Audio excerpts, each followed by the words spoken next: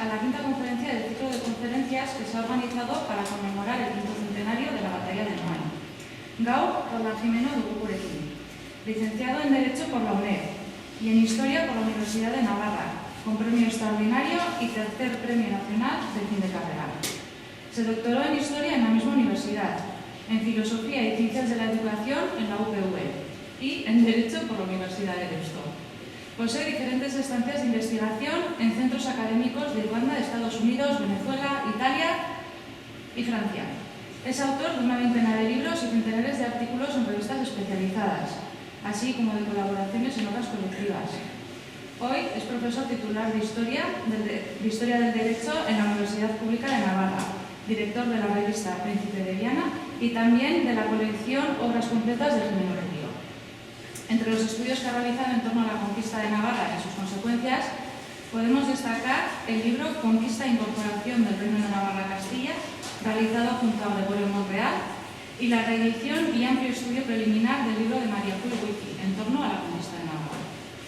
En la conferencia de hoy nos hablará de los perdones de Carlos V y el alcance práctico de los mismos tras la consolidación de la conquista del reino, y expondrá dos ejemplos concretos de realidades contrapuestas: el de Remiro Goñi, agramontés que abrazó el perdón, pudiendo resituarse en las nuevas instituciones civiles y eclesiásticas navarras, y el de Juan Navarro, agramontés que se mantuvo firme en sus convicciones y sufrió una durísima represión. Tras este breve resumen de un extenso currículo y trabajo, a Roldán y Esker, muchas gracias, Roldán, por sacar tiempo para compartir hoy con nosotras parte de tu trabajo. Y Esker.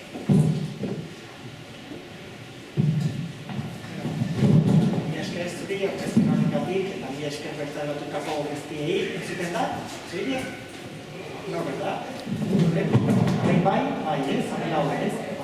Sandiatek desde la de máscara, la quito.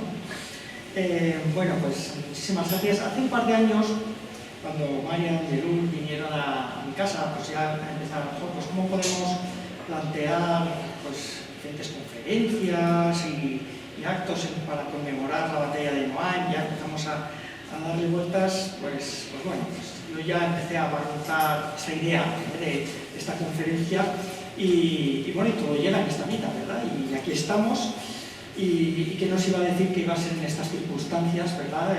Pues de la pandemia, guardando distancias de seguridad y todo esto. Pero bueno, incluso en estas circunstancias tan difíciles, pues podemos estar aquí.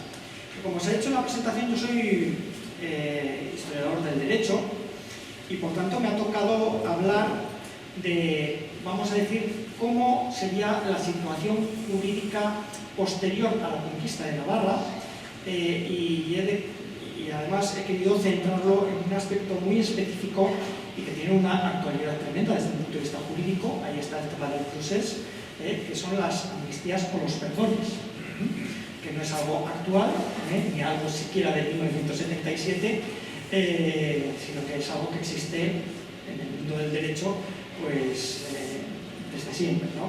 Lo que es una amnistía, pues una amnistía es hacer borrón y cuenta nueva de un hecho que el poder político instituido en ese momento pues lo considera un hecho delictivo previamente, ¿no? Y entonces pues ya es, como digo, hacer un borrón y aquí no ha pasado nada, ¿no?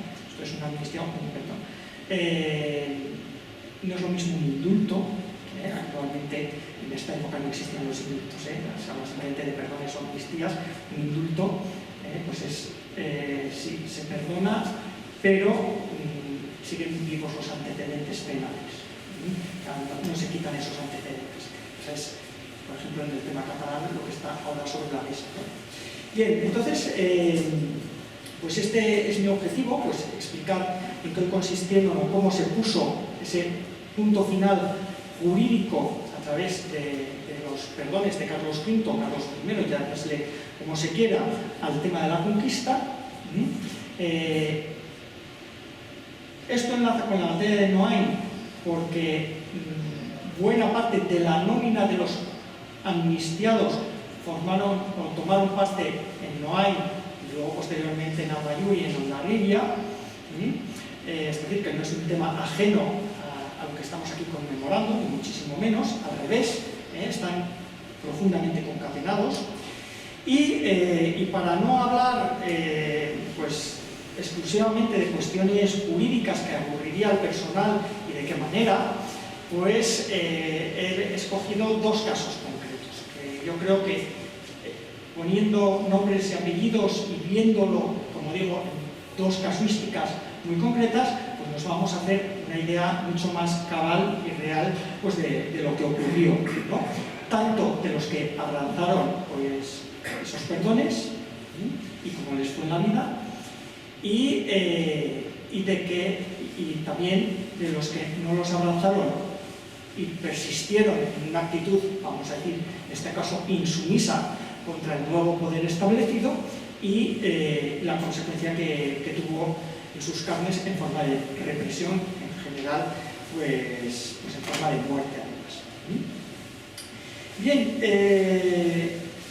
y bueno, pues una postura, como ya se ha dicho en la presentación, pues la constituye Remiro de Goñi, que bueno, pues aquí estamos justo a escasísimos metros de su gran legado que dejó a la posteridad, que fue el Hospital General de Navarra o el Museo de Navarra. Y el otro caso pues es más desconocido, pero harto ilustrativo, que es el de Juan Navarro, como veremos. Y entre medio se mezcla una familia interesantísima, quizás la más interesante en esta época, para entender también cómo es la reubicación de los navarros en esta etapa posterior a la conquista de Noain, que es la familia Azpilicueta, o si se quiere, desde una perspectiva más amplia, la familia Jasso-Azpilicueta. Y entonces hablaremos de los dos hermanos Martín de Azpilicueta, que entran en nuestra historia también con un protagonismo muy especial en las dos biografías que vamos a ver. Bien, el contexto, como supongo que los que asistís a este tipo de conferencias, pues salvo casos excepcionales como los que veo aquí, de algún público que no ha venido pues, más cercano, familiar o laboral, pero el resto doy por sentado que habéis venido a las 5 conferencias anteriores, entonces el contexto lo conocéis perfectamente, porque ya se ha expuesto aquí pues largo y tendido, ¿no? Pero bueno, lo sintetizo al máximo en sus rasgos fundamentales, porque sobre todo luego nos va a volver, sobre todo en el caso de Juan Navarro. 1521, 11 de junio se levanta el asedio de Logroño, se repliegan las tropas, Navarra, la batalla de Noain, el 30 de junio, las tropas de Aparrós pues sucumben ante el ejército imperial que recupera Pamplona, luego el reino, etc.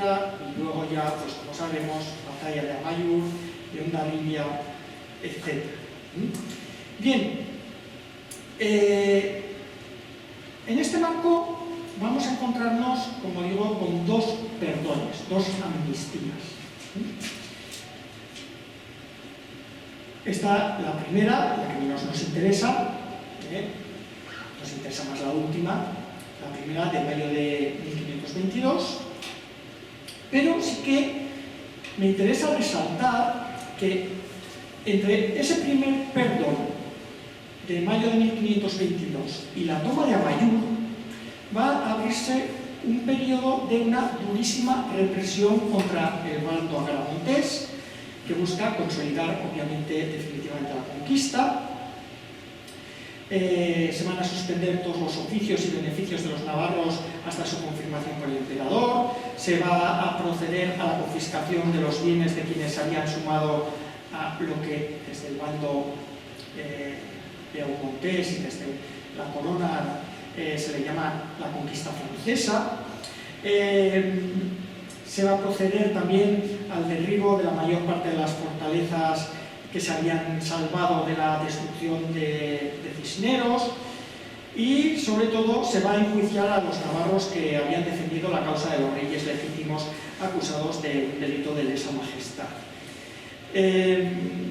Por el momento, de nada van a servir pues, los intentos de un relevante grupo de agramonteses que en otoño de 1522 pues, van a solicitar un perdón general.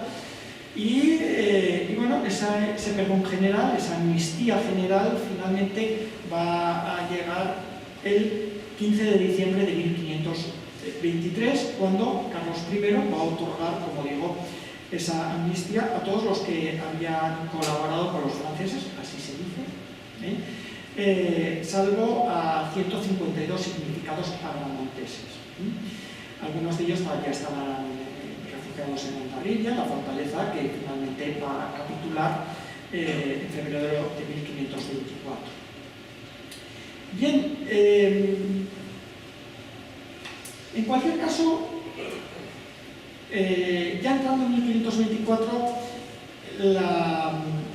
el emperador, el 29 de abril de 1524, va a otorgar ya el definitivo perdón general, que pues supone, como he dicho antes, una especie de borrón y cuenta nueva, y que supone una llamada pues, a todos aquellos que pues, habían estado en Amaiur y que habían sobrevivido, obviamente, en Hondarribia, y bueno, pues decirles, bueno, pues esto se ha acabado, podéis venir, ¿no? Algunos de los perdonados pues tenían una significación simbólica enorme. Obviamente, el objetivo de este perdón era lograr la paz y lograr que el bando agramontés quedase desactivado, obviamente, ¿no? Entonces, bueno, pues entre los que alcanzaba este perdón, pues había algunos de tantísima relevancia, pues como don Pedro, el hijo del mariscal Pedro de Navarra, muerto en Simancas, y bueno, pues todos los navarros que estaban dentro de la villa de Fuenterrabía y los que estaban fuera de ella, ¿no? Tal como se dice textualmente en ese perdón del 29 de abril de 1524, ¿no? En esta amnistía, lo dice el texto textualmente, es en consideración del bien público de nuestro reino de Navarra y por quitar pasiones, parcialidades, discordias y enemistades. Eso sería el fundamento filosófico de la amnistía. Y bueno, pues este perdón último ya tiene un alcance general, como digo, incluye a todos los que habían sido excluidos de la amnistía precedente, pero tiene una condición importantísima para entender todo lo que luego va a venir. Y esa condición es que tienen que prestar juramento de fidelidad al emperador. Es decir, lo he dicho de otra manera, tienen que romper con los Albret para jurar obediencia a Carlos I. Y esto es algo que se tiene que sustanciar en ese juramento. No es como en la amnistía de 1977, la del 77 por todos conocida, que nadie estaba obligado a jurar ni nada, ¿no? Tenía dado por la ley de amnistía del 25 de octubre, ¿no? Aquí no, aquí había que jurar. Y de hecho empiezan los primeros juramentos el 3 de mayo, juramentos que reconocen tanto a Carlos I como a sus sucesores como reyes y señores naturales de Navarra. Esto es algo muy importante, porque ya para estas fechas se había abierto la controversia jurídica sobre la legitimidad de la conquista de Navarra, todo el tema de las bulas, etcétera, etcétera, y toda la controversia que en los años sucesivos seguirá a esta cuestión, ¿no? Con dos bandos pues enfrentados desde el punto de vista doctrinal, ¿no? Vamos a decir, la doctrina castellana pues, apoyando la conquista, y la doctrina de los reyes Albret, y luego también, ya una vez a partir de Enrique III, Enrique IV, pues cuando accede al trono de Francia, pues ya también reyes de Navarra y de Francia, ¿no? Bueno, entonces, pues en los prolegómenos de ese enfrentamiento, el hecho de que les hiciesen jurar a estos amnistiados, pues, como digo, reconocer a Carlos I y sus sucesores como reyes y señores naturales de Navarra no era algo baladí o algo meramente simbólico, era algo que tenía muchísima trascendencia en como digo, en el gran debate que se abría por entonces. Bien,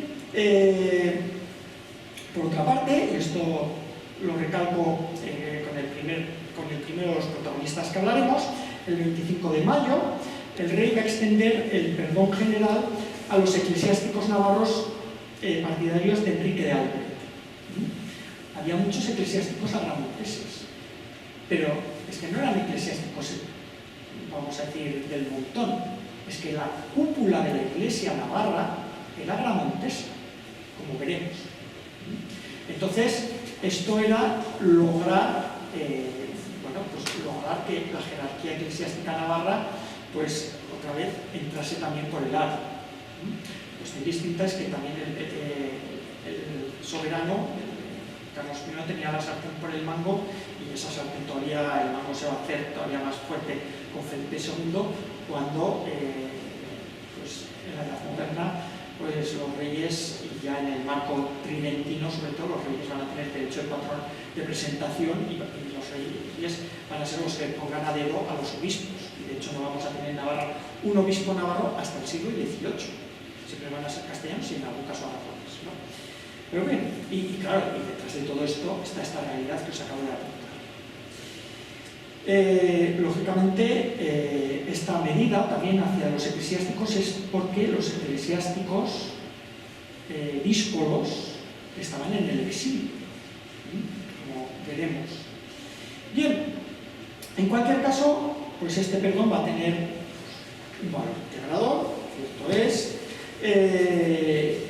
y va a tener unas consecuencias reales, que para los más pragmáticos, como será el primero de los ejemplos que veamos, pues no es ninguna tontería. Por ejemplo, la devolución de todos los bienes confiscados, que sobre todo si estamos hablando de gente que tenía posibilidades económicas, pues esto era algo muy importante, obviamente, ¿no?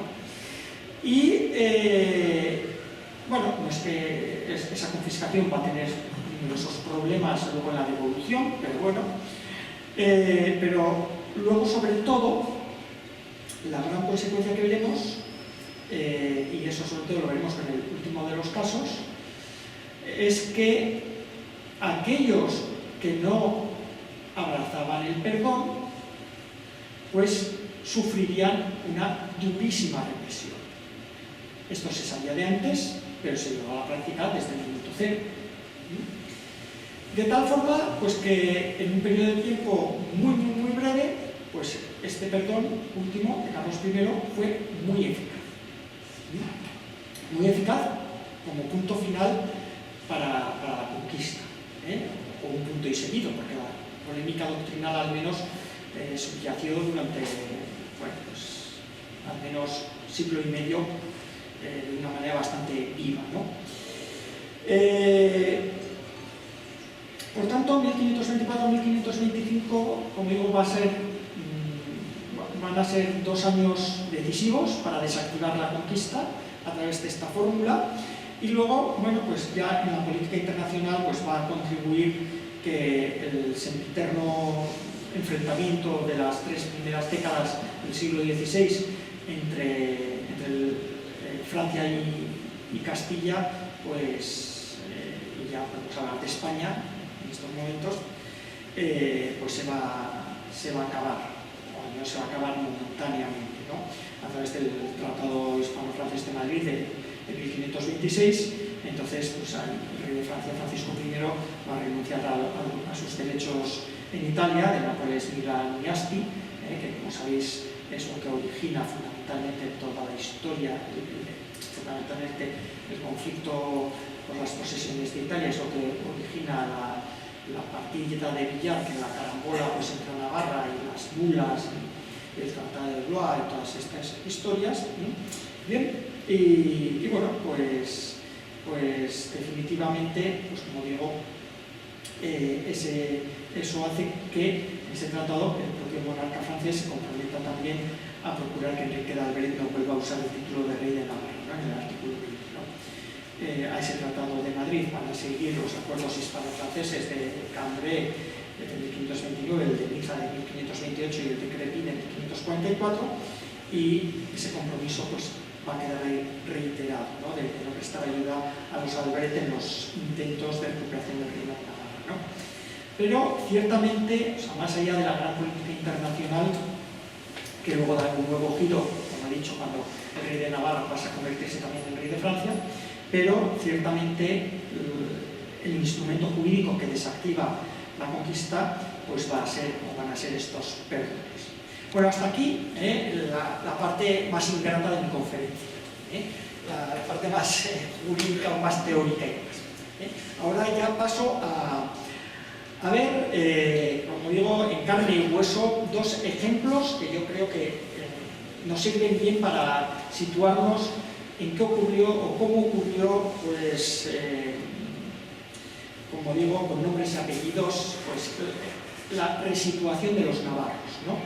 Entonces vamos a ver dos posturas. Una postura posibilista o pragmática, es decir, la postura del agramontés que abraza el perdón, y luego, finalmente, veremos la postura del agramontés que no solo no abraza el perdón, sino que además se enorgullece de no abrazarlo y como es duramente pues, represaliado.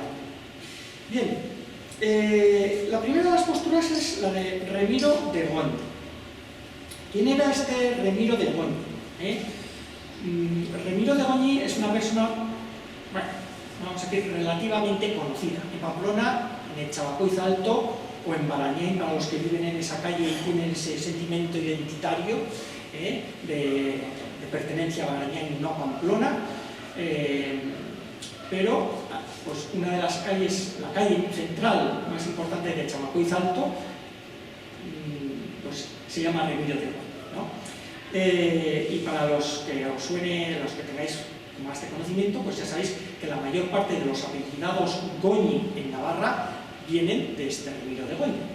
¿Por qué? Pues porque fundó el Hospital de Navarra y además de su dinero dotó un dinero importante para lo que sería el asilo de niños huérfanos. Y por eso a los niños huérfanos de Navarra se les ponía el apellido Goñi. Por eso tenemos tantos Goñis. Aquí sería un equivalente a Expósito, ¿no? Que también se hacía, ¿no? Pues nosotros, pues en gran medida, no quiero decir que con esto que todos los Goñis, que hay muchos Goñis que se apellidan Goñi porque vienen del Valle de Goñi, pero bueno, muchos de los Goñis en Navarra vienen por este Remiro de Goñi. Bien, bueno, pues, ¿quién era este Remiro de Goñi? Bueno, este Remiro de Goñi es un personaje interesantísimo. Es un personaje interesantísimo por muchísimas facetas, no solo por estas que os he adelantado pues más en forma de chascarrillo que por otra cuestión.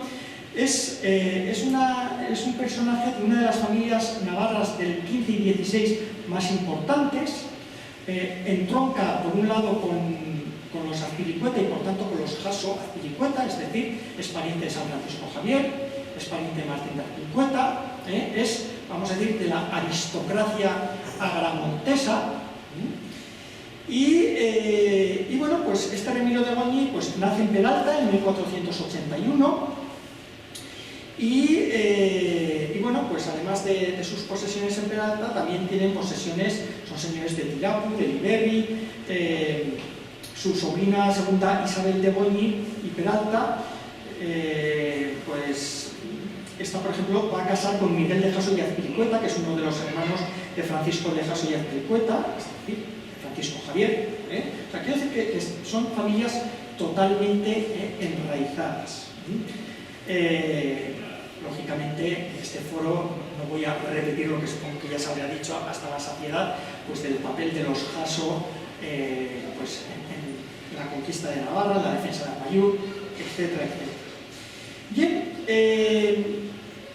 y cuando las tropas del duque de Alba invaden Navarra el 21 de julio de 1512, pues Remiro de Goñi pues es un joven de 31 años de edad, Para entonces había tenido una brillantísima trayectoria eclesiástica en la diócesis de Pamplona. De hecho, es uno de los protagonistas, era una de las personas más conocidas en la Pamplona del momento, y iba a ser una de las piezas clave en la Navarra de los Albret. Siguiendo lo que era una tradición de los juristas navarros en la Edad Media, se había formado en Francia, obtuvo el título de bachiller en Derecho Canónico y Derecho Civil en la Universidad de Cahors, y culminados sus estudios, pues va a regresar a Navarra y, bueno, pues va a sentar las bases de lo que iba a convertirse en su sustanciosísimo patrimonio económico. En 1503 pues, va a ser nombrado beneficiado de Salinas de Oro, en 1505 de Peralta, localidades en las que su padre, por cierto, tenía palacios. Luego pues, va a abandonar momentáneamente Navarra para ir 6 años a Toulouse, donde va a doctorarse. Es decir, como veis, una personalidad no solo brillante y económicamente muy pudiente, sino pues, también abierta al mundo, ¿no? También va a ser profesor de la Universidad de Toulouse, que la Universidad de Toulouse en estos momentos es uno de los centros más prestigiosos que hay en Europa. Pero el futuro de Goñi pues, estaba en Navarra, ¿no? Y meses antes de leer su tesis doctoral, en 1509, la reina Catalina de Albret lo va a nombrar miembro del Consejo Real de Navarra. Y va a completar ese nombramiento con el de ordinario de la Casa Real, ¿no? Es muy probable que en el Consejo Real de Navarra entrase de la mano de su contrapariente, el doctor Juan de Jasso, el señor de Javier, que había presidido el Consejo entre 1596 y 1598, y que era una pieza clave del Consejo Ordinario y del Consejo Real. Y el Consejo Real era la élite política de Navarra y los más fieles, lógicamente, a los aldeanos, ¿no? Bien, pues Remiro de Goñi entra, como digo, a ser una de las piezas clave en la política navarra. Pero realmente su interés no era tanto la política, sino la carrera eclesiástica. Iba a empezar una carrera eclesiástica fulgurante. Va a ser el tesorero del Cabildo Catedralicio de Pamplona en 1510. Ese año pues, se va a ordenar las 4 órdenes menores, va a ser su diácono, van a nombrarlo canónigo y tesorero de la catedral. Ser tesorero de la catedral en esa época no era cualquier cosa, era el que llevaba todos los dineros. Bien,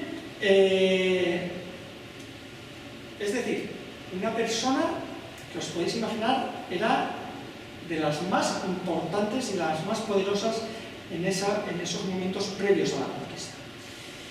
Y con la conquista de Navarra, pues Goñi es que no podía ocultar lo que era. Otro Goñi, José Goñi Gantamide, el historiador de la Iglesia de Navarra del siglo XX, dijo, lo describió como fervoroso partidario del monarca expoliado.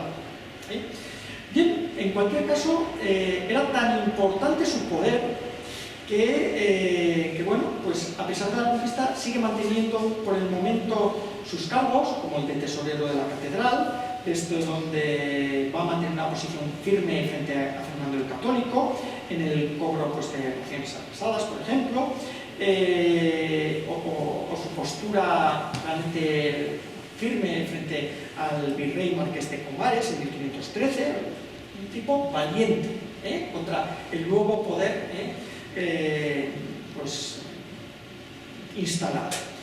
Y en 1518, por ejemplo, ante la ausencia del obispo Manuel de Albret, que era el hermano del rey, pues va a ser nombrado vicario general de la diócesis, es decir, en la práctica, ante la ausencia del obispo, pues se convierte en el obispo de facto. Y además, pues también ese año va a ser nombrado arcediano de la Tabla, que es una dignidad que suministraba la comida y el vestido a los canónigos. Bien, una de sus características era que era muy generoso. Bueno, a la vista está, no solo por el Hospital de Navarra y demás, pues por ejemplo ese año, estamos en 1518, es decir, todavía en medio de estos años de la conquista, pues paga una de las campanas de la Catedral de Pamplona, por ejemplo, ¿no? Bueno, la cuestión es que el obispo Amaneo de Albret fallece el 24 de diciembre de 1520 y el cabildo catedralicio, con ausencia de los canónigos beaumonteses, porque la mayoría era gramontesa, como digo, pues elige a Remiro de Goñi obispo de Pamplona, por ser persona de antiguo y claro linaje, de buena y sana conciencia, muy amado y querido de todo el reino, ilustrado y dotado de todas las gracias y cualidades y virtudes. Pero se da un giro importante inmediatamente en la conquista. ¿Por qué? El ejército de Juan y Catalina de Albret pues recupera el reino. Remiro de Goñi, obviamente, tira cohetes de alegría, se mantiene fiel a sus reyes, colabora activamente con las tropas comandadas por Andrés de Foix, el señor de Alparrós, y el fracaso, precisamente, pues, plasmado en la batalla de Noailles, pues hace que el emperador ya lo vete para ser obispo de Pamplona, ¿no? Y entonces, ¿a quién trae? A un italiano, Alessandro Cesarino, que va a ser el administrador de la diócesis entre 1520 y 1538. Y bueno, pues se va a abrir pues, una disputa, no voy a entrar en mayores detalles, entre el cabildo y el cabildo intentando todavía pues, mantener a Remiro de Goñi, el rey diciéndolo, bueno, ya queda vetadísimo, ¿no?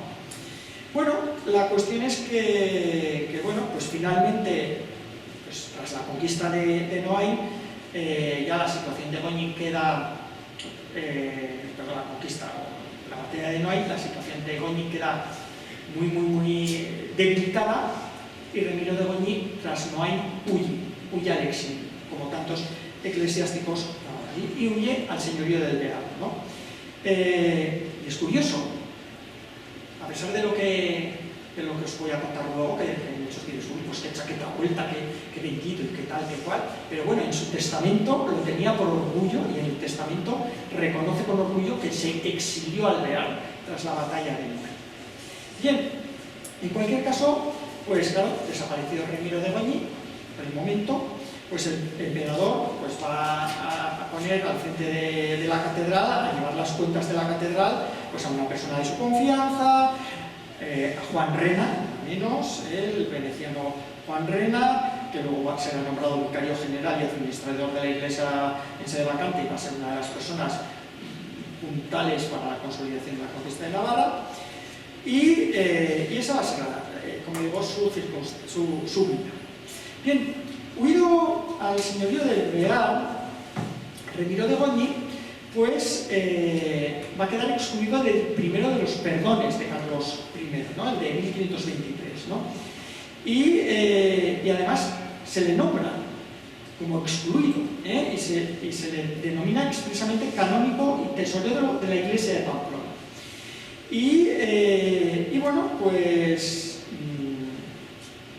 ya cuando, como digo, pues se consolida la conquista, empezamos a ver unos cambios vamos a decir, en la familia más amplia. Sobre todo, en este caso, pues, por un lado, los Jasso-Azpilicueta, que fundamentalmente por razones económicas, pues el hermano de San Francisco Javier, por ejemplo, etcétera, pues abrazan el perdón para volver a recuperar pues, sus bienes, obviamente, y entre otros, pues la sobrina de Remiro de Goñi, casada, como digo, con el hermano de San Francisco Javier, y bueno, pues empezamos a ver ahí movimientos en esta familia. Otro de los movimientos pues va a ser el del mismo Martín de Azpilicueta, también pariente suyo, importantísimo también canonista, como Remiro de Goñi, y los Jasso-Azpilicueta van a quedar agrupados en ese consolidado marco institucional ya pues, posterior a los perdones, ¿no? Y quien va a abanderar esta postura pragmática en esta familia va a ser alguien del que os voy a dar ahora una brevísima pincelada, pero del que hablaremos más adelante cuando hablemos del caso de la represión.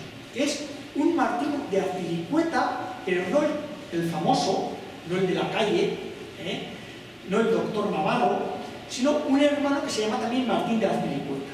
Navarra era habitual que dos hermanos se llamasen igual, uno era el mayor y otro era el menor, así se les distinguía. Pues bien, este logró resituarse dentro del Consejo Real de Navarra, institución que recuerdo a la que pertenecía Remiro de Goñi o a la que pertenecía Juan de Jasso, y este Martín de Azpilicueta el mayor, que era el hermano mayor de Martín de Azpilicueta, el canonista, pues lo van a nombrar comisario letrado del Consejo. Es decir, que toda causa sustanciada contra alguien que no abrazase los perdones, la iba a instruir él. Es decir, se ponía al frente de la comisión juzgadora de la represión o a quien se enviaba a reprimir a un agramontes. Bien, por tanto, pues este es el panorama que nos encontramos. Remiro de Goñi, ¿qué va a hacer? Bueno, o sea, se está hablando de Remiro de Goñi, pero no solo era Remiro de Goñi, también tenía un hermano, Martín de Goñi, que este hermano era el heredero del mayorazgo de los Goñi Peralta, que también estaba defendiendo, por ejemplo, el castillo de Hondarribia. O sea, fijaos qué familia. Bien, pues tanto Remiro como su hermano Martín o como los Jasso se van a acoger a la segunda amnistía del emperador, dictada el 29 de abril de 1524. Entonces, como os he dicho al principio, pues lo que van a tener que hacer, jurar la obediencia a Carlos I, y entonces a partir de ahí regresan a Navarra. Bien, ¿qué ocurre? Pues que a Remiro de Goñi le restituyen los beneficios que había tenido, pero bueno, las cosas no son como antes, es decir, no es una restitución total, o no tiene efectos restitutorios totales, porque el propio Remiro de Goñi, que lo había sido todo en la etapa preconquista, incluso en los años de la conquista, como os he explicado, pero ahora va a ser de alguna manera degradado en su estatus, porque pues ni le va a ser restituida la vicaría, ni el arcedianato de la tabla, o tesorería de la catedral, y tampoco va a recuperar su puesto en el Consejo Real de Navarra. Bien, en cualquier caso, pues sigue adelante, y bueno, sigue adelante haciendo algo que en muy poco tiempo pues, le hace ganar nuevamente un estatus social y sobre todo pues, un cariño popular enorme, ¿no? Y es que en concreto pues va a fundar el Hospital General de Nuestra Señora de la Misericordia, que es el edificio del Museo de Navarra, que es, para entendernos, el precedente del Hospital General de Navarra, ¿no? Lo paga él todo de arriba abajo, y entonces tenía 44 años y entonces, bueno, era algo, o sea, aquello fue revolucionario, porque hasta entonces lo que existía en Pamplona eran pequeñitos hospitales de origen medieval que, bueno, pues que no dan, y más en estas épocas de peste, pues eran, vamos,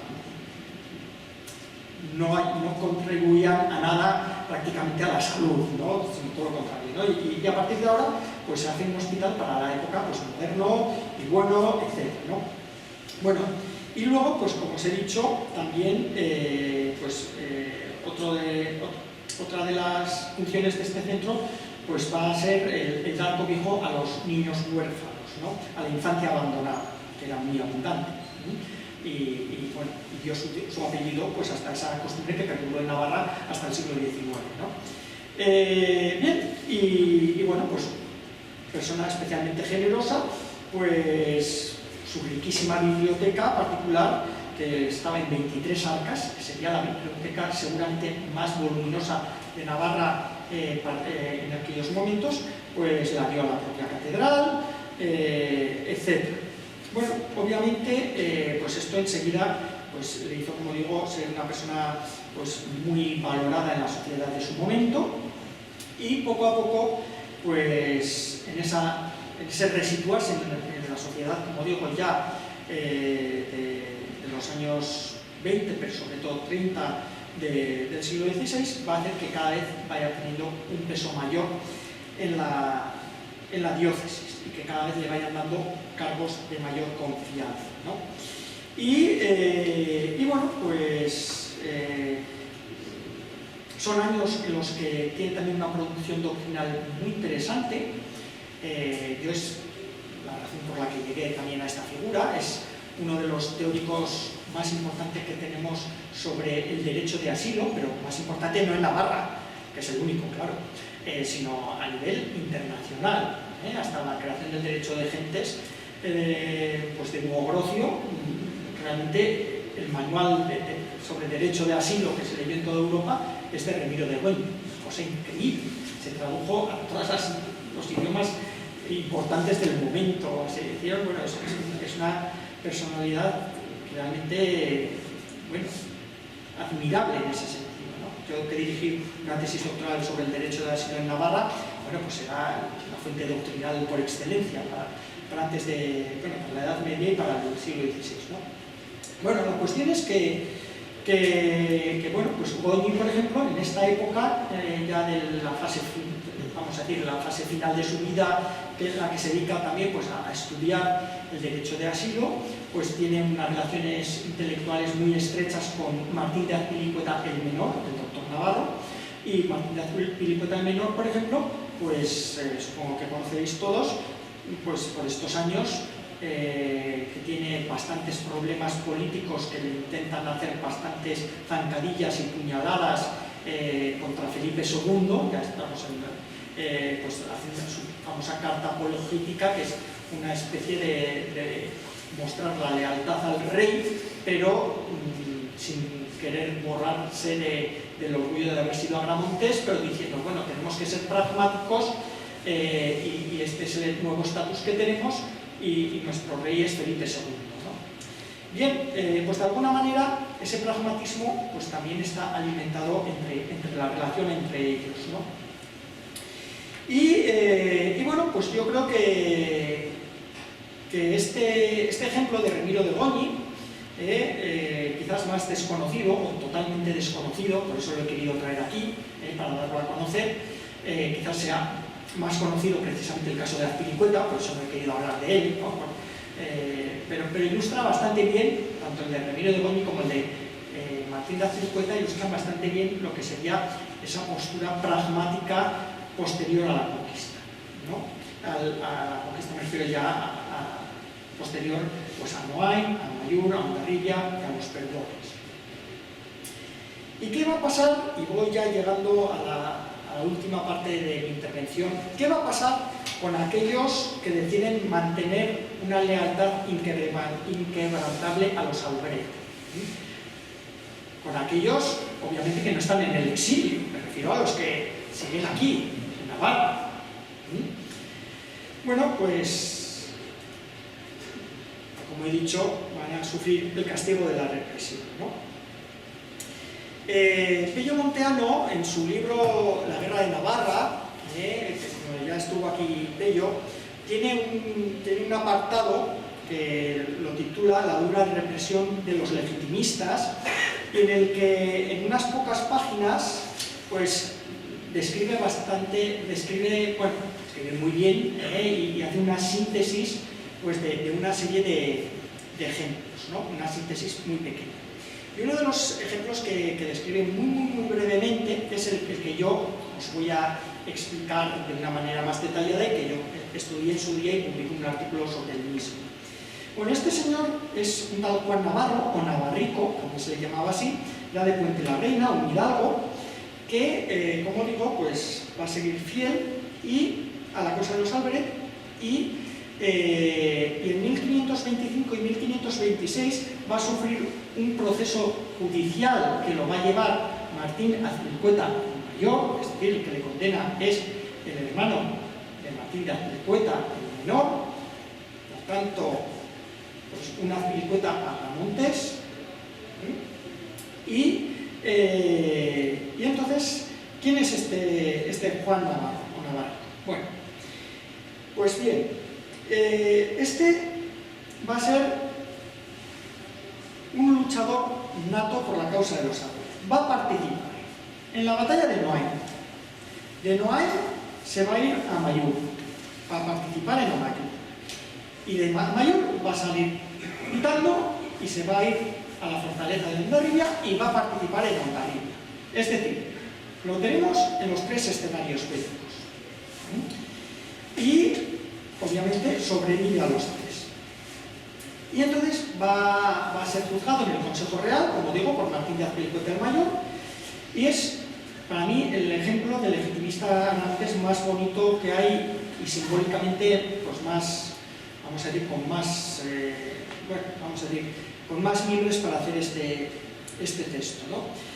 Es un caso que, bueno, yo estoy muy orgulloso de haberlo trabajado en profundidad, pero que, como he dicho anteriormente, pues no me cabe a mí el orgullo de haberlo dado a conocer. Es más, ni siquiera lo descubrió Pello Monteano, lo descubrió, y lo digo también con orgullo, mi propio padre, en una monografía sobre Puente la Reina que hizo en 1999, pues aquí ya dio la pista sobre este Juan Navarro, y yo ya pues descubrí el proceso judicial y ya me metí de lleno. Bien, entonces, pues inadaptado respecto de la amnistía de 1524, o insumiso, o llamarle como queráis, y entonces, pues sufre un proceso judicial. Un proceso judicial que además es muy interesante por otros aspectos que ahora pues no tengo tiempo de adentrarme, pero que afloran ahí, como son cuestiones de brujería, que se mezclan por ahí, y bueno, pues cuestiones varias, ¿no? Pero bueno, básicamente, y para dar pie al debate, y para ir resumiendo, pues básicamente lo que se hace en este proceso judicial fundamentalmente es contar, pues obviamente, por qué este hombre es malo, malísimo, ¿no? Porque ha sido a Ramontés y por qué no se ha acogido a los perdones, ¿no? Y entonces se cuenta toda su historia, una historia que desconoceríamos completamente si no llegase por este proceso judicial, ¿no? Entonces, bueno, pues se cuenta, obviamente, cómo es su participación en estas tres batallas, y como digo, con un detalle bastante grande, ¿no? Y con testigos, etcétera, etcétera. Entonces, pues se va a presentar contra él después de explicar detalladamente pues en qué consistía pues esa biografía tan mala, de tan mala persona, y bueno, pues entre otras cosas, pues se recoge el interrogatorio de Pedro Balanza, que era uno de los juristas importantes de Navarra. Pues él mismo lo interrogó en Burguete, y fruto de que lo interrogara en Burguete, pues unos procesos de brujería que había por ahí también y demás, bueno, pues ahí es cuando entra lo de la brujería. Y bueno, pues Pedro de Balanza va a presentar una demanda basada en ocho puntos, ¿no? Os digo porque, bueno, hago una adaptación del castellano antiguo porque es muy ilustrativo y sintetiza muy bien lo que os estoy contando. Propone el fiscal, Pedro Balanza. Propongo en demanda contra Juan Navarro, alias Navarrico, vecino de Puente la Reina, preso y acusado, y proponiendo, digo, que el dicho acusado, inducto por persuasión diabólica y con temeraria osadía, no temiendo a Dios ni al rigor de la justicia, ni penas donde procedientes, y contraviniendo la fidelidad a vuestra majestad, que a vuestra majestad debe, y a su naturaleza, de mucho tiempo aquí, ha tenido inteligencias secretas con los franceses y enemigos de vuestra majestad, cartándose con ellos y enviando y pasando caballos de los reinos de España y de estos reinos de Navarra para Francia. Que no contento con ello, pasó él mismo en persona a Francia y se halló con ellos andando y siendo en el pendón del rey de Francia o de don Enrique de la Brit en la toma de Navarra, cuando los dichos franceses la vinieron a ocupar, y en la batalla de Cannes peleando contra la gente del ejército de vuestra majestad, y tornó a Francia con ellos y anduvo guerreando con ellos contra el servicio de vuestra majestad. Tercero, Se halló en la toma de la fortaleza de Maya y de Fuenterrabía con los dichos franceses. Cuarto, que aún después continuamente ha tenido sus inteligencias con ellos y ha platicado con ellos sin tener licencia y ha pasado muchos caballos por muchas veces. 5. Y en especial por el mes de junio último pasado del año de tal, estando en el burgo de Roncesvalles, esto es Burrete, por el cabo de dicho burgo, de noches ha hecho pasar un caballo castaño oscuro, calzado de piel y señalado en la frente para Francia a los dichos enemigos. 6. Y estando entendiendo de cómo había de pasar otro caballo al azar, claro que tenían el mismo queriendo irse a Francia, ha sido tomado preso en el lugar de Espinal y traído a las cárceles reales de Pamplona. 7. El cual ha sido y es merecedor de hacer y cometer tales y semejantes y otros muchos casos y delitos por haber habido, tenido y reputado cayendo y incurriendo en un crimen de lesa majestad en las penas criminales y en semejantes casos instituidas. Y 8 y último, y habiendo sido mediante juicio solemne interrogado por el licenciado Balanza, el dicho consejo que dijese la verdad de las cosas de la susodicha y de otras cosas lo ha negado todo y la mayor parte como siendo crimen de falso y contradicho juramento, por lo que suplico que en la persona y bienes de dicho acusado mande hacer entero cumplimiento de justicia, para lo cual en lo necesario su real oficio imploro, y esto digo por mejor forma, etc.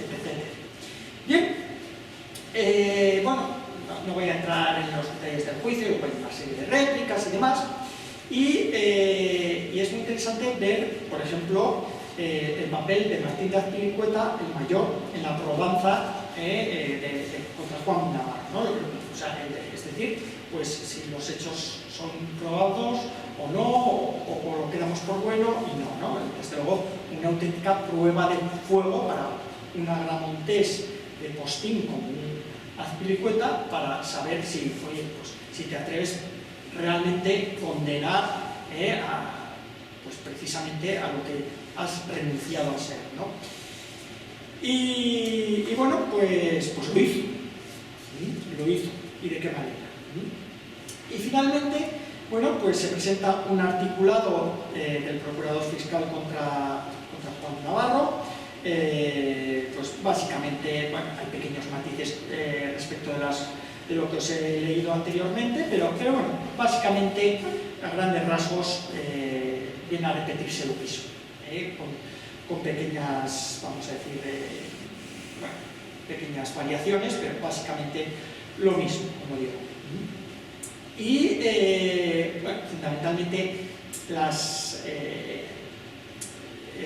como a este Juan Navarro, como habéis podido deducir, lo pillan pasando caballos, pues él lo que decía era que, lo que argumentaba era que, bueno, pues era el reino de Navarra, el reino que era el mismo reino, que la tierra de vascos, que como se llama Baja Navarra, como sabéis, pues era Navarra y que había una tradición grande de pasar ganado de uno a otro territorio para las ferias de un sitio y el otro, y entonces, bueno, pues quedaba dentro de, vamos a decir, de su quehacer, tal, ¿no? Bueno, evidentemente no colaba porque era ganado para el ejército y demás, ¿no? Pero bueno, fundamentalmente, como digo, pues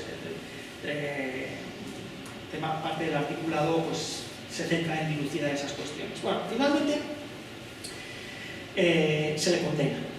Se le condena, ya cuando recibe la condena, Juan Navarro lleva 9 meses preso en la cárcel de Pamplona, sigue proclamando entonces la inocencia, para entonces además se declara empobrecido, dice que se está muriendo de hambre, y bueno, pues en cualquier caso, la sentencia es del 3 de marzo de 1526 y dicen, los jueces dicen que usando con él misericordia, pues lo condenan a ser sacado de la cárcel de Pamplona encima de una acémila y pasarlo a la vergüenza por esta ciudad, por los lugares usados y acostumbrados, pues esto era algo típico, ¿no? Pues coger a un condenado, subirlo en un burro o en una yegua o lo que sea y pasearlo a la vergüenza pública, y que el pregonero fuese voceando públicamente pues, su delito, ¿no? Y lo condenaba a servir al rey perpetuamente en galeras, se dice a galeras a remar, ¿no? ¿Esto qué supone? Pues condenarle a muerte. Es decir, o sea, tú te metías en un buque a remar hasta que te murieses, hasta que el cuerpo ya pues, no diese más de sí y ya está. Y además, todos sus bienes pasaron a ser confiscados y pasaron a ser considerados realengos, es decir, del rey. Y luego, pues a través de esos bienes también, lo que hoy denominamos condena en costas, pues parte de esos bienes también servirían para costear ese delito. Bueno, no se le condenó a muerte, pero en la práctica se le condenó a muerte. O sea, como os digo, condenarle a galeras pues era incluso casi hasta peor que condenarle a muerte. Bien, este proceso es muy interesante. Es muy interesante, en principio, bueno, cuestiones que podéis intuir ya solo de lo que os he explicado, el concepto de Francia, de Navarra, obviamente, pues ya el nuevo poder instituido pues es obsesivo el llamar Francia, Francia, Francia. Navarra, el concepto de Navarra prácticamente desaparece. El alcance de los personajes de 1523 y 1524 pues ciertamente fue grande, como hemos visto con el caso de Remiro de Goñi, pero aquel que no se acogió a los mismos, la viveza de las condenas fue tremenda y la represión fue brutal. Este ejemplo a mí me parece el más clarificador de todos pues, y más bonito, pues precisamente porque estuvo en las tres batallas, ¿verdad? Pero ahí tenéis los ejemplos que pone Pello Montaño en su libro, que bueno, no fue un caso solo, fueron varios, bastantes los conocidos. Y bueno, pues nos dibuja la realidad de unas personas que realmente fueron muy valientes, fueron muy consecuentes con sus ideas, que desde luego no quisieron jurar la fidelidad al nuevo monarca y que se mantuvieron desde la disidencia y desde la clandestinidad, siguiendo trabajando por la causa de los Alberete en Navarra, ¿no? Y precisamente estas amnistías, y ya voy uniéndolo y acabando con el objeto de este tipo de conferencias, estas amnistías iban muy dirigidas nominalmente también precisamente a los navarros que habían luchado en las batallas de Noain, de Amaiur y de Hondarribia, ¿verdad? Y este ejemplo que os he puesto último es un ejemplo de libro. Muchas veces yo tengo la sensación de que la historiografía siempre repite los mismos protagonistas, o repetimos siempre los mismos, ¿no? Ya estamos tan instalados en los Jasso, los Azpilicueta, tal, que no vamos más allá y nos quedamos siempre claro, es que son de tanto lustre, ¿no? Pero de una manera satélite a esta gente y desde luego con una relación intensísima con ellos, pues estaban estos otros, ¿no? Estos otros protagonistas no tan conocidos, o desde luego no tan conocidos en su papel que mantuvieron en el marco de la conquista de Navarra, ¿no? Me da igual desde una perspectiva pragmática, como el caso de Remiro de Goñi, o desde una perspectiva disidente, como el caso de Juan Navarro o Navarrico, ¿no? Y bueno, pues ciertamente muchas veces yo creo que englobamos a todos los agramonteses en el mismo saco. Al menos en la época, quizás tendemos a tirar una línea recta pues desde la conquista hasta ya el infinito y realmente este análisis de los perdones de Carlos I y sobre todo del resituarse de los navarros agramonteses después de los perdones de Carlos I, pues creo que nos dibuja una realidad agramontesa muy distinta. Unos, pues, como digo, pues pues con una postura muy pragmática y que acabaron resituándose en Navarra con mayor o menor fortuna, y otros pues que sufrieron en sus propias carnes la represión, generalmente en forma de muerte. Bueno, pues lo dejo aquí. Si hay alguna pregunta o alguna cuestión, encantado.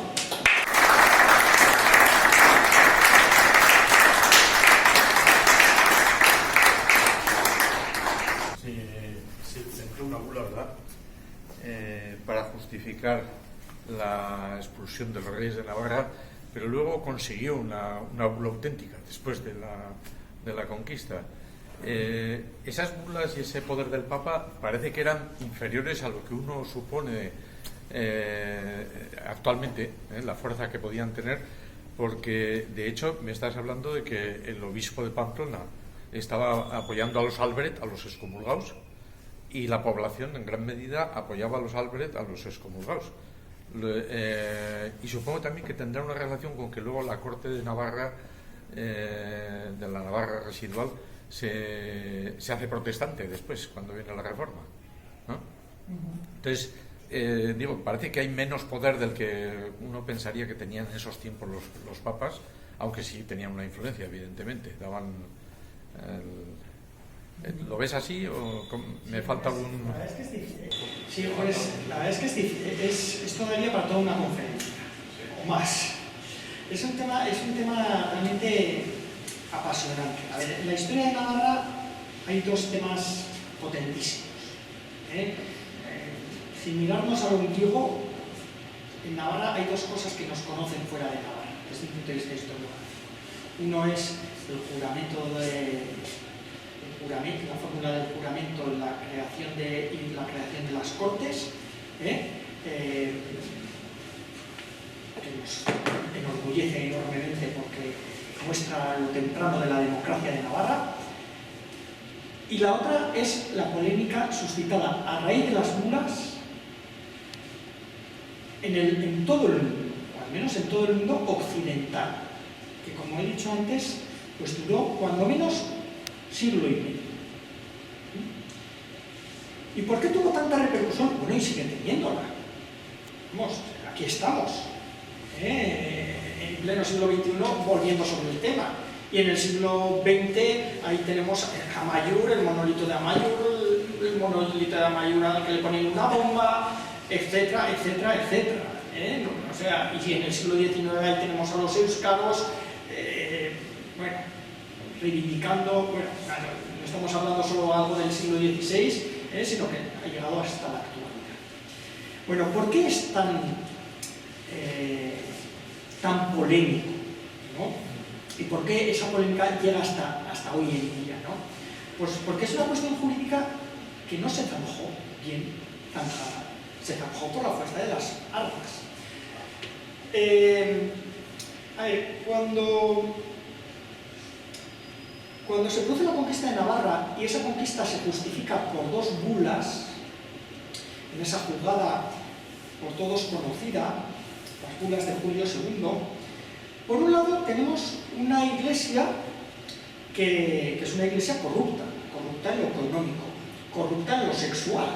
Pues los papas con queridas por todas partes, con hijos por todas partes, bueno, ahí tenemos la familia Borgia, etcétera, etcétera. O sea, no solo es Julio II, es una época en la que la iglesia está totalmente podrida y es la razón por la que precisamente surgen las iglesias protestantes, para frenar con ese horror, ¿no? O con lo que consideran ese horror, ¿no? Entonces, en ese marco de una iglesia totalmente pues, corrupta, donde prima más lo temporal que lo espiritual, pues claro, ahí pues, Fernando el Católico se mueve como pez en el agua con los intereses que la iglesia tenía y tantas cosas. ¿Qué ocurre? Que en el siglo XV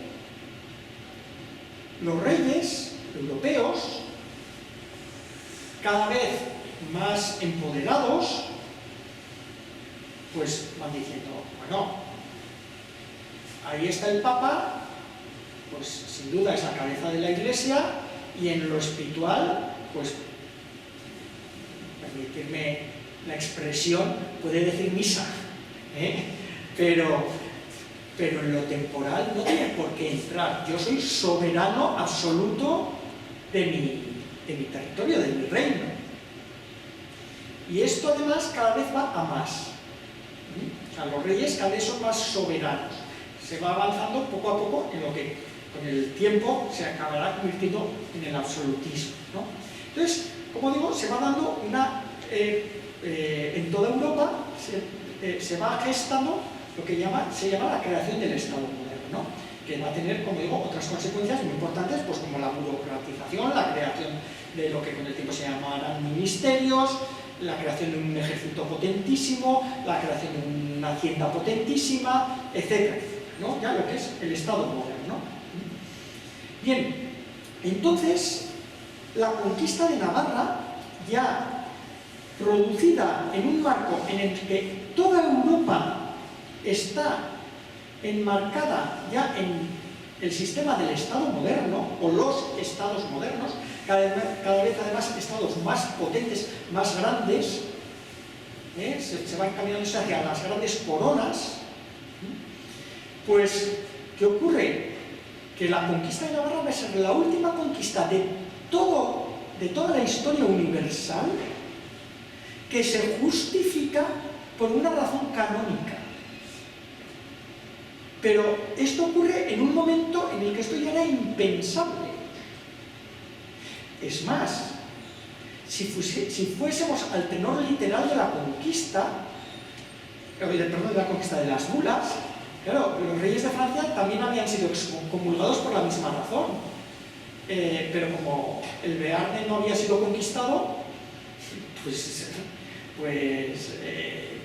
bueno, y los señores, y los Albert como señores de Bearne, ¿no? Pero los reyes de Francia también como reyes de Francia, porque en las bulas están tanto los reyes de Francia como los reyes de Navarra. Pero, como digo, pues claro, cuando ya se llega a la paz entre Francia y España, y entre Francia y Roma, pues ahí no ha pasado nada.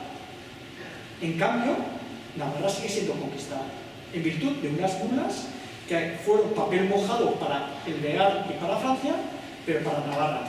Entonces esto, jurídicamente, era tal sin sentido que se abre una polémica importante.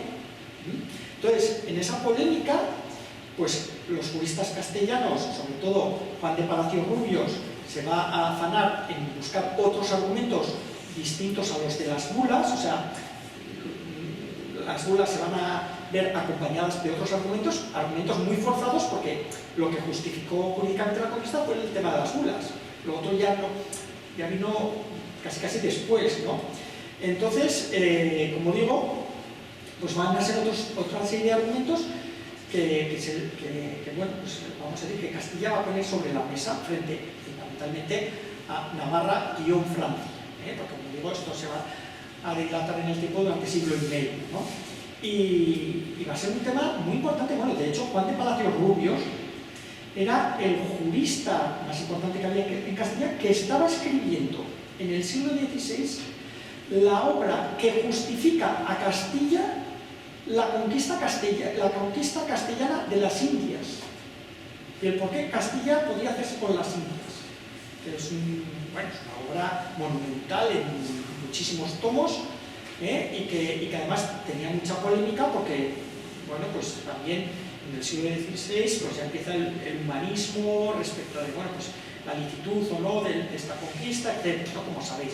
Bueno, pues Juan de Palacios Rubios hace un paréntesis en su magna obra sobre la conquista de las Indias para centrarse y hacer su obra sobre la conquista castellana de Navarra.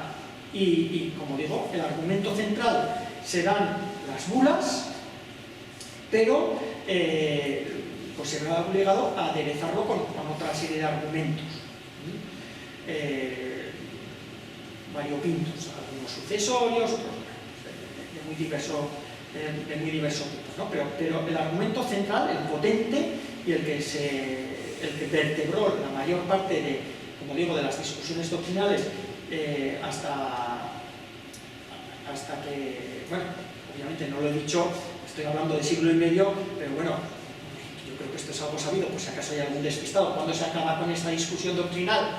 Pues cuando los Borbones pasan a ser reyes de España. Entonces, hay Borbones en Francia, hay Borbones en España, y tema zanjado, somos la misma familia. Entonces, ahí es cuando se zanja el asunto de alguna manera, ¿no? O momentáneamente al menos, ¿no? Y ya es en el siglo XIX pues cuando otra vez reverdece todo esto. Y reverdece todo esto precisamente a través de las obras. ¿Por qué? Pues los historiadores pues, nuevamente vuelven sobre los argumentos antiguos y dicen, ostras, sobre todo en el marco ya de la desaparición definitiva del Reino de Navarra y su conversión en provincia, cuando surge un sentimiento ya foralista de restitución del reino, de restitución de la situación previa a 1839, de reintegración del reino, cuando, si aquí tenemos los argumentos jurídicos que justifican nuestra soberanía, y es cuando otra vez, pues vamos a decir, reverdece historiográficamente el tema de las bulas, pues a través fundamentalmente pues, de Arturo Campión, Herminio de Olori, bueno, los éuskaros en general, ¿no? Y es cuando, luego ya entrados en el siglo XX, cuando bueno, pues todo ese argumento va cobrando cada vez más fuerza, pues cuando llega Víctor Pradera y hace su conocidísima obra de los falsarios de la historia, y desde el bellismo, pues crea una nueva doctrina, contraria, en este caso, y dice que lo de las bulas, pues poco menos que esto es una gran falsedad también, empieza a crea una nueva polémica ahí, y bueno, y esa doctrina oficialmente en Navarra pues es la que se va a imponer en el franquismo, porque obviamente, como se sabe, el gran discípulo de Víctor Pradera desde el punto de vista doctrinal va a ser Eladio Esparza. Eladio Esparza va a asumir todo ese argumentario de Víctor Pradera y desde el carlismo bellista, pues,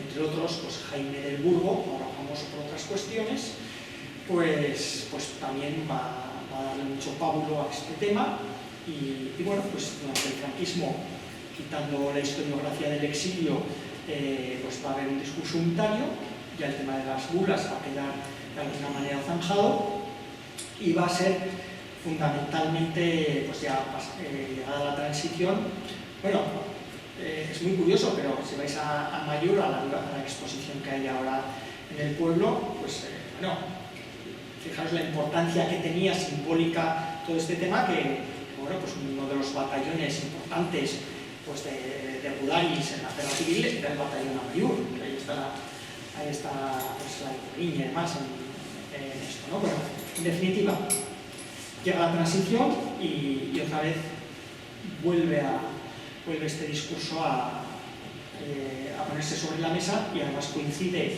1982, la conmemoración bueno, pues del monolito, que nuevamente se restaura, etcétera, etcétera, y bueno, pues desde entonces, pues, podríamos decir hasta hoy, ¿no?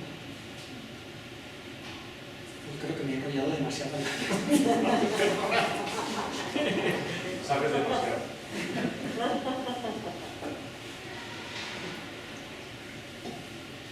Más cuestiones.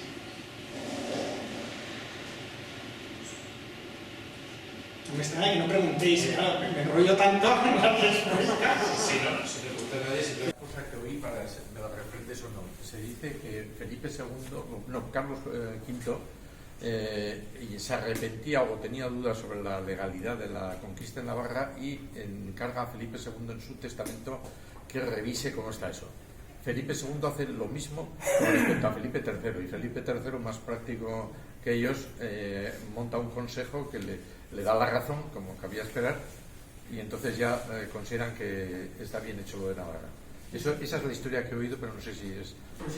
Pues sí, básicamente es así. De hecho, es que justo tengo aquí el testamento de Carlos I, Carlos V, llamadlo como queráis, en 1554, dice, claro, eran testamentos secretos, ahora los conocemos, pero entonces eran secretos. Dice, En lo que toca al Reino de Navarra, nos remitimos a lo que va escrito en una hoja suelta firmada en nuestro nombre, incluso en este testamento, de aquello mandamos que se cumpla como cláusula y parte de bueno, en esa hoja pues decía pues, que sí, bueno, pues, que había obrado mal, etc., ¿no? Pero luego Felipe II, que en este caso estamos hablando ya de, bueno, es curioso, bueno, es que la cláusula de Carlos I es también, bueno, buenísima, pero no voy a eso. Pero sí que dice, finalmente, pues que sea declarado por justicia, se cumpla con efecto, por manera que mi alma y mi conciencia sea descargada. Claro, yo tenía miedo de llamar a la puerta de San Pedro y que le dijesen a las calderas de Pedro Botero, ¿no? Pero bueno, pero Felipe II, nada menos que en 1594, o sea que ya estamos hablando de, bueno, pues algo parecido, ¿no? Y bueno, pues en este caso, pues habla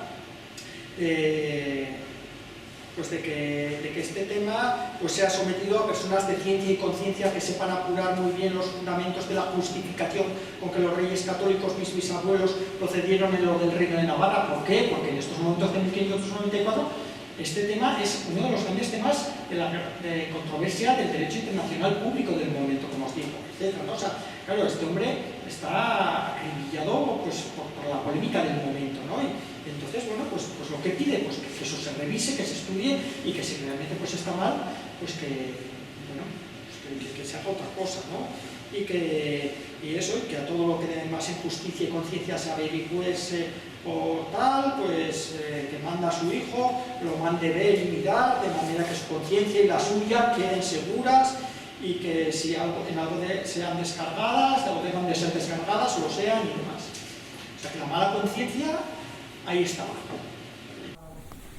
De la regencia, después de 2 amnistías, quedaban muchos navarros agramonteses en la postura de rebeldía o de fidelidad a los reyes legítimos, estaban en el otro lado de la Muga, y luego, si quedaban muchos o no, y otra cosa, de historia de los Maudeón, que estaban en el castillo de Amayur, que fueron también, que se negaban a la rendición, el padre o el hijo, y se pegaron, como quedó, si se fueron pragmáticos o disidentes.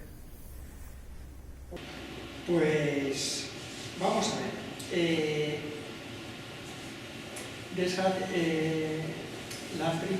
Responderte bien a lo que sería el exilio en Bear, y luego pues del Bear, una vez se libera lo que sería Ultrapuertos, Baja Navarra, la gente que se traslada a Baja Navarra, es difícil cuantificarlo. O sea, no hay un estudio. Sí que hay, por ejemplo, los estudios de Álvaro Adot, que es el que más ha trabajado fundamentalmente el otro lado de los Pirineos, pues sí que identifican casos concretos, pero claro, son casos que se visibilizan porque luego pasan a tener, vamos a decir, cargos, ¿no? Pero se nos escapa. Hoy por hoy, no quiero decir que no se puedan hacer estudios, afortunadamente la ciencia historiográfica avanza y esto igual dentro de 10 años pues se sabe, pero hoy por hoy no tenemos un conocimiento detallado para cuantificar el volumen del exilio ya consolidado y que se quedó ya pues definitivamente en Bear, en Baja Navarra, pues a partir de los años 20, ¿no? del siglo XVI. Sí que se saben, como digo, personas concretas porque llegaron a alcanzar pues, puestos determinados, ¿no? Pero bueno, tampoco son tantas como para... Pero la dimensión real es difícil, ¿no? Y obviamente muchos volvieron, pues como este caso de Río de Goñi, que hemos expuesto aquí, ¿no?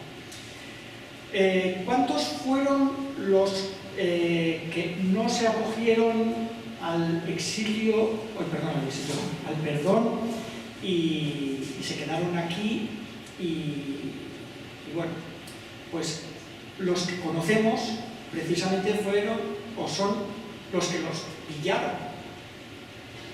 Quiero decir, si vais, por ejemplo, a estas páginas de Peyomonteano, son todos los procesos judiciales que conocemos, pues que son una docena, más o menos. Evidentemente, eran muchos más que 12, pero a estos los pillaron. Otros muchos, pues evidentemente no. Y otros muchos, desde luego, que no tendrían una actitud, vamos a decir, tan activa, ¿no? O tan de resistencia activa, ¿no? O sea, a quienes los cogieron, pues que eran auténticos militantes y resistentes y pues contra el poder instituido, ¿no? Entonces, o sea, en esta época no se puede utilizar ese término, ¿no? Pero vamos a decir que constituirían una especie de guerrilla, ¿no? O de maquis contra Carlos V, pero evidentemente había un volumen muy considerable de población que era agramontesa y que, guarda un perfil, vamos a decir,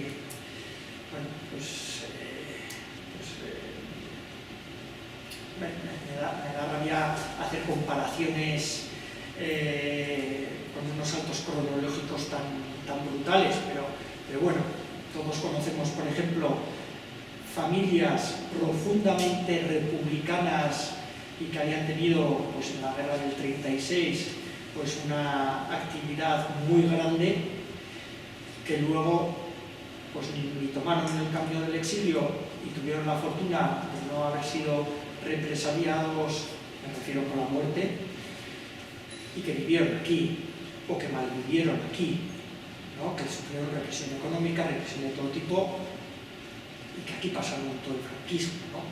¿Cómo lo pasaron? Pues esa es otra cuestión. Pues con los agramonteses, con mucha amnistía que hubiese, pues pasó algo muy parecido, ¿no? Con esos agramonteses más, vamos a decir, anónimos, ¿no? Del montón, ¿no? Pues eso es una realidad. Y la otra pregunta que me has hecho, pues la verdad es que no te sé responder. Eso igual lo sabe Peyomonteano, pero yo no te sé responder. Es que, a ver si esto que no lo sé todo. ¿Sí? Sí. ¿En qué posición estaban los cargos después? Así como los canónigos, pues tenían una posición mayoritaria. Pues mira, con los monasterios pues va a ser un tema tremendo. En general, con todo el clero regular. Me da igual monasterios de hombres o de mujeres. ¿Por qué? Porque, tal y como os he dicho, que a partir de la conquista los reyes van a designar a los obispos, y la Iglesia navarra se va a castellanizar de la noche a la mañana inmediatamente, con los monasterios va a pasar algo parecido. Es algo más complejo, no es tan, vamos a decir, evidente, o sea, o en una primera mirada no te parece tan evidente, porque hubo algunos abades y algunas abadesas que eran navarros, pero va a haber una serie de medidas. Todo esto todavía mucho más acrecentado a raíz de Trento, pero ya después de la conquista, por el cual los abades van a ser también designados por los reyes. O sea, van a ser personas de su confianza. Esto no es ninguna tontería, porque además las Cortes de Navarra, que va a ser la institución, vamos a decir, más contraria a los reyes, aunque la preside el virrey, pero donde los navarros van a mostrar sus quejas, sus contrafueros, etc.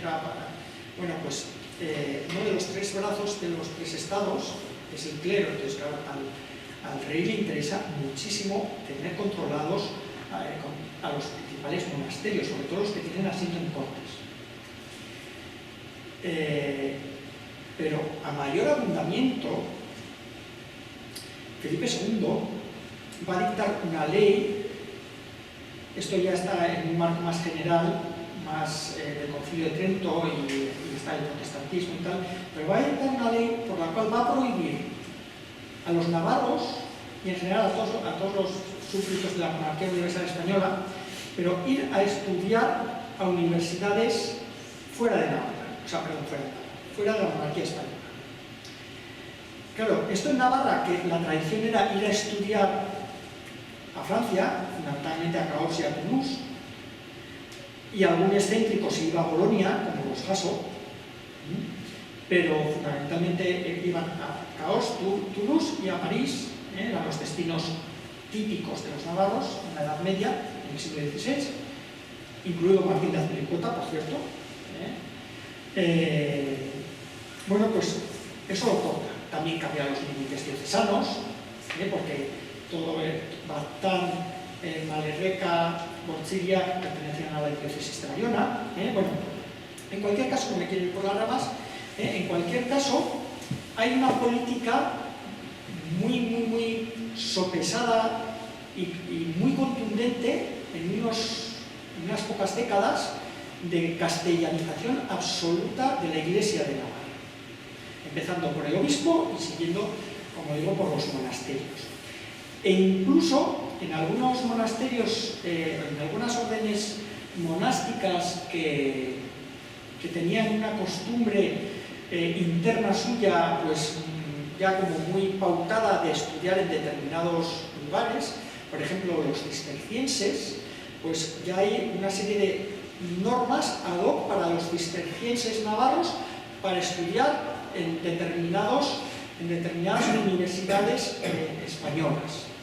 Y de hecho, bueno, claro, no lo he dicho, lo doy por obvio, el 95% de los estudiantes que iban a universidades eran eclesiásticos. Entonces se da un cambio. O sea, los navarros de estudiar en Francia pasan a estudiar en Alcalá, en Salamanca, en Valladolid, en Huesca. Las Cortes piden que se hagan una universidad aquí. Los reyes no quieren oír ni hablar. Finalmente se funda una universidad privada de tercera división, que es la de Irache. Y es que hemos tenido una universidad pública hasta 1987. Y todo parte de esto,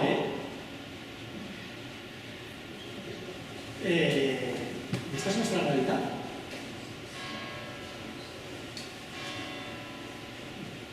Sisto conoce muy bien las reclamaciones de las Cortes de Navarra para hacer una universidad en el reino. Y el rey decía, no. Pues eso es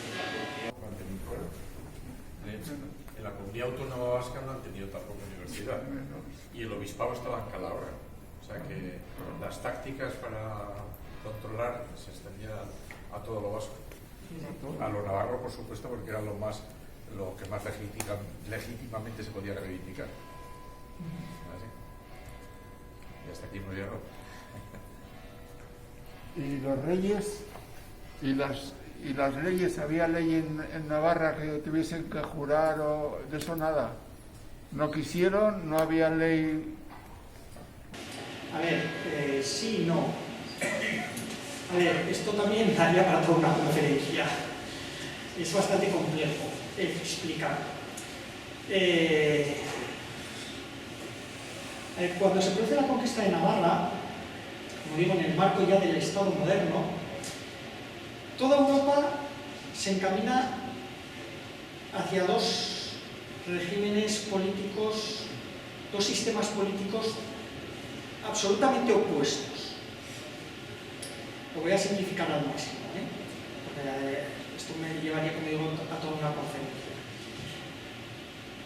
Por un lado están los estados que eran pactistas, como Navarra, o como Álava, o como Guipúzcoa, o como Vizcaya, o como toda la corona de Aragón. O como, por poner un ejemplo muy conocido por todos, también, internacionalmente hablando, pues Inglaterra. Algo que nos orgullece, porque de estos estados pactistas surge de manera natural la democracia. En nuestro caso, o sea, la democracia inglesa no surge de una revolución, como en Francia, que rompe con el absolutismo. O sea, ya existe una tradición pactista donde el poder es un poder compartido basado en un contrato entre el rey y el reino. Ese es el origen de las cortes.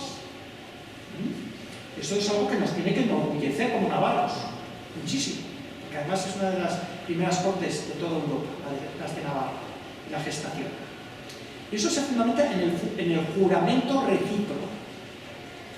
Bien, y por otro lado tenemos estados que desde esa gestación del estado moderno de finales de la Edad Media se van encaminando hacia el absolutismo y se van convirtiendo en monarquías absolutas, donde el rey reina y es el poder ejecutivo, el poder legislativo y el poder judicial.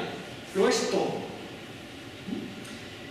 ¿Qué ocurre? Que cuando se produce la conquista de Navarra, Fernando el Católico es rey de Aragón, de toda la corona de Aragón, ya es viudo de Isabel la Católica, casado en segundas nupcias con Germana de Foix. Bueno, eso es otra deriva de la conquista interesantísima que no vamos a entrar, pero a su vez es rey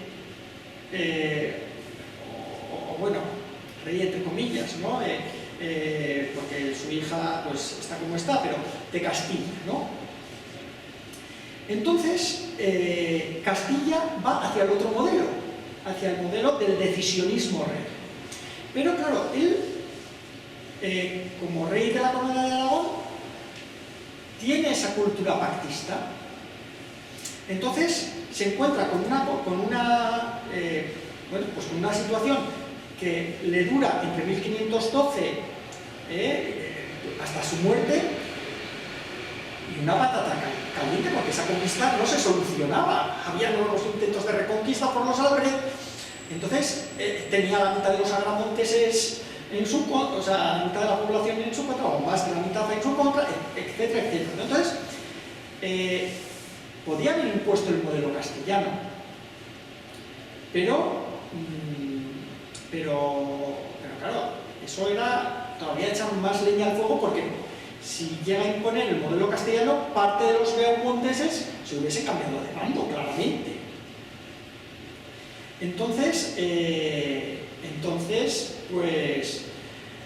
parte, o casi todos, entonces decide, de una manera muy inteligente por su parte, pues decide mantener el sistema tradicional pactista y jurídicamente no solo se basa en la conquista, pero se basa también en un argumento que realmente era una falacia, pero en un argumento también de, vamos a decir, sucesorio al rey, ¿no? Se presenta como el rey que, por razones de matrimonio con Germana de Foix y por una serie de cuestiones, pues era el que tenía que heredar el reino de Navarra. Entonces, plantea sobre el papel que aquí no ha habido ningún cambio.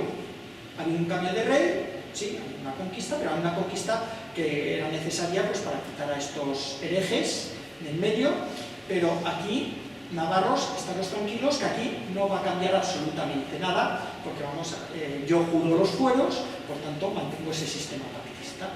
Y, de hecho, pues jura los fueros, que en Pamplona, ante unas cortes beaumontesas, en este caso, ¿no? Y así se presenta, y por eso se mantiene aquí este sistema que también se mantiene en Álava, Guipúzcoa y Vizcaya, y por eso seguimos manteniendo pues también los fueros, claro.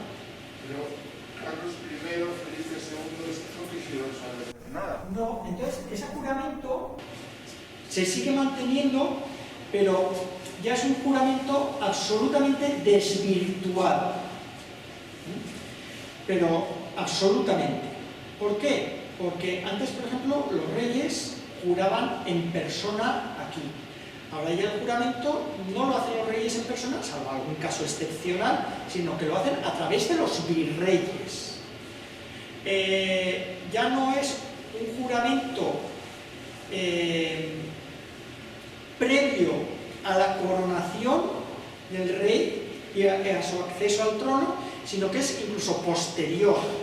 O sea, entonces ya el juramento pasa a no ser, a no tener ninguna... Y entonces empieza a haber toda una serie de contrafueros, que esto va a más y a más y a más, ¿no?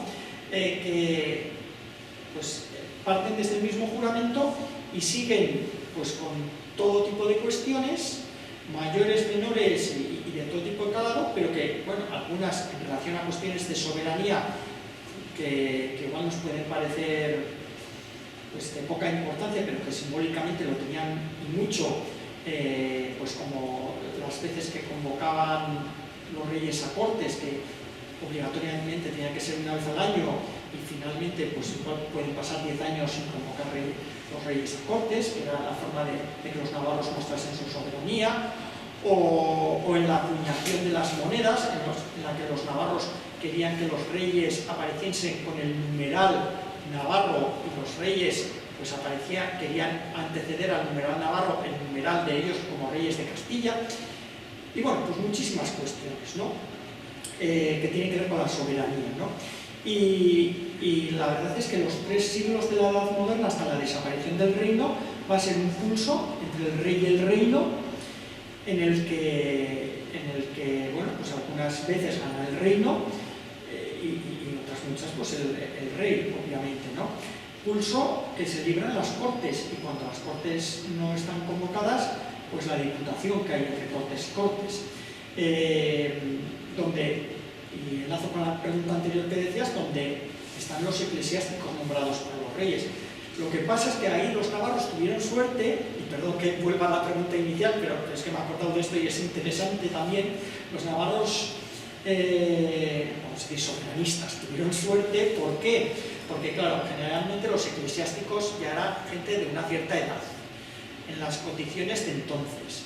Entonces, pues igual a mover, y le pasaba algo parecido a los nobles, ¿no? Entonces, pues joder, al de Roncesvalles, ir igual en invierno a Pamplona, atravesando Erro, Mezquiri, Cerro, tal, bueno, pues oye, pues me quedo aquí en Roncesvalles, y si no es cosa importantísima, de aquí no me mueve nadie, ¿no? Que vivo pues muy bien, ¿no? Y entonces, bueno, pues había realmente bastante absentismo, ¿no? Y como además en las cortes pues, se trabajaba bastante, y en la lo mismo, pues esta gente pues iba poco. Sí. Entonces, bueno, afortunadamente, en ese sentido, las cortes pues velaban bastante por el derecho del reino. Otra cosa es lo que pudieran conseguir. ¿Algún viamontés fue represaliado? No, ninguno, por supuesto. Es que algunos se enfrentó, o sea, volvieron, o sea, quiero decir, fueron labramonteses, pero algún viamontés también después. Pero no represaliado por esta razón política. O sea, quiero decir, hay viamonteses que fueron juzgados y que sufrieron penas judiciales, pero no por su posición política, sino pues porque delinquieron, claro, pero o sea, no por su condición de viamontés. Digo, por enfrentarse al reino de España, o sea, al reino de Castilla. Sí, porque también se enfrentaron algunos viamonteses. No, pero en este marco que estamos diciendo, quiero decir que no hubo viamonteses ni luchando por la causa de los Alberet, ni en Noain, ni en Amayur, ni en Andaribia. Yo pensaba, o sea, bueno, me he costado como que sí, que hubo alguno que sí, que luchó con Castilla, pero después se dio la vuelta y luchó con... Bueno, no sé, pero entonces ya no era Viamontés, entonces pasó a ser Bramontés. No sé, uno de Ciudadanos que abandona Ciudadanos y se pasa al PP ahora, que es de Ciudadanos o del PP, pues ahora será del PP, ¿no? Bueno. Está así.